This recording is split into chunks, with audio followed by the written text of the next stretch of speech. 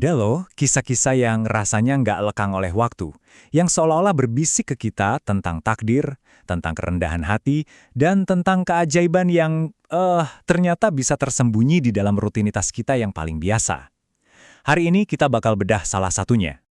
Pernah nggak sih kepikiran apa bisa ya satu kalimat aja yang kita ucapin terus-terusan itu beneran bisa mengubah takbir hidup kita? Nah, pertanyaan ini nih yang jadi inti dari cerita kita kali ini. Kisah tentang dua orang yang sama sekali nggak saling kenal, tapi hidupnya bakal nyambung gara-gara sebuah doa. Oke, cerita kita ini dimulai di tengah gelapnya malam. Di sini kita kenalan sama tokoh pertama kita, seorang ulama yang sangat dihormati, yang sama sekali nggak sadar kalau malam ini imannya bakal diuji dengan cara yang nggak pernah dia duga sebelumnya. Kita perlu tahu dulu nih, siapa itu Imam Ahmad. Beliau ini bukan ulama biasa loh. Beliau itu ibaratnya salah satu tokoh raksasa dalam ilmu dan spiritualitas Islam pada zamannya. Tapi, ironisnya, di malam yang menentukan ini, di kota yang asing, semua kebesaran namanya itu seakan nggak ada artinya. Dia cuma seorang musafir tua yang kelelahan.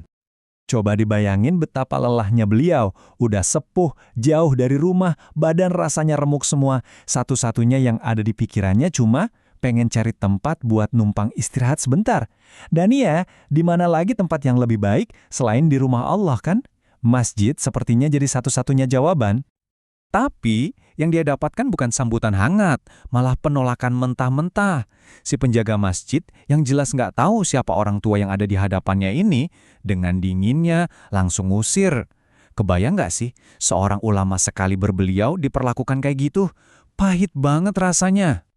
Dan disinilah bisa dibilang titik terendah beliau malam itu. Sendirian di jalanan yang dingin, diusir dari rumah Allah. Tapi sering banget kan, justru di saat-saat paling gelap kayak gini, takdir itu mulai bekerja dengan cara-caranya yang misterius. Oke, sekarang kita tinggalin dulu sejenak sang imam dalam kesulitannya. Karena ternyata nggak jauh dari situ, ada sepasang mata yang ngeliatin semua kejadian tadi. Mata milik seorang pembuat roti yang sederhana yang belum tahu kalau kebaikannya malam ini bakal mengubah segalanya. Lihat deh, gimana takdir itu mainnya cantik banget. Waktu satu pintu masjid ditutup rapat-rapat di depan muka beliau, pintu lain yang jauh lebih hangat malah terbuka. Pintu sebuah toko roti kecil yang dibuka oleh hati yang tulus. Nah, di dalam kehangatan toko roti itu, Imam Ahmad memperhatiin sesuatu. Di antara suara adonan yang lagi diuleni, ada suara lain, semacam bisikan yang ritmis, pelan, dan gak berhenti-berhenti. Kalimat apa ya yang terus-menerus diucapkannya tanpa kenal lelah? Itu dia, astagfirullah, aku memohon ampunan kepada Allah.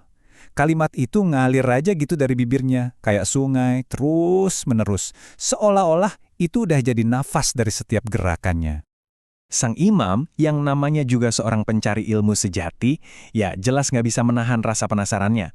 Beliau harus tahu, dan percakapan yang terjadi setelah ini bakal membuka rahasia di balik kebiasaan yang luar biasa tadi.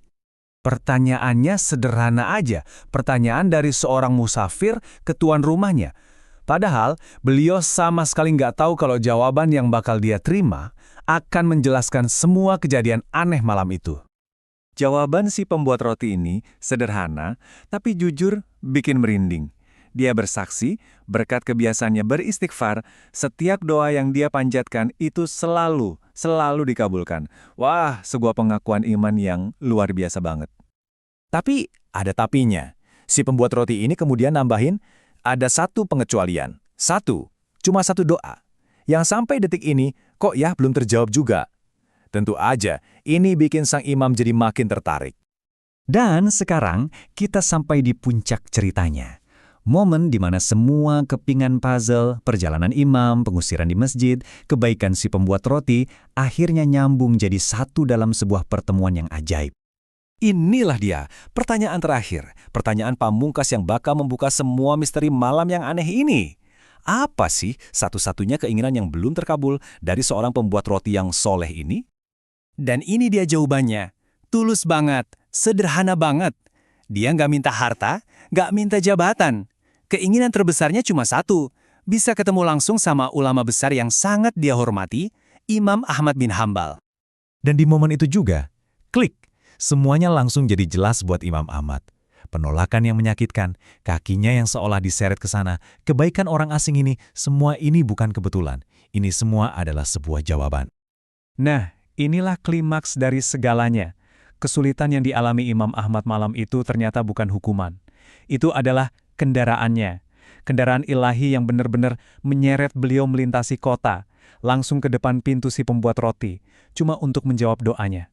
Wow, rencana Tuhan yang betul-betul sempurna. Kisah yang luar biasa ini jelas bukan cuma sekedar cerita pengantar tidur ya. Di dalam pertemuan yang nggak disengaja di toko roti itu, ada pelajaran yang dalam banget buat kita semua. Jadi, ada 3 pelajaran inti nih di sini. Pertama, kekuatan yang dahsyat dari amalan yang kelihatannya sederhana, tapi konsisten. Kedua, percaya total sama rencananya Tuhan, bahkan pas kita lagi diuji abis-abisan. Dan yang ketiga, kerendahan hati, baik dari imam yang menerima nasibnya maupun si pembuat roti yang tulus, yang ternyata justru jadi kunci pembuka semua keajaiban. Jadi pas kita tutup cerita ini, pertanyaannya balik lagi ke kita masing-masing. Apa istighfar dalam hidup kamu? Amalan kecil apa yang kamu lakukan dengan tulus, yang mungkin saat ini lagi diam-diam merajut takdir dan ngebawa kamu menuju jawaban doa-doamu dengan cara yang nggak pernah kamu bayangkan? Coba deh direnungkan. Terima kasih sudah menyimak.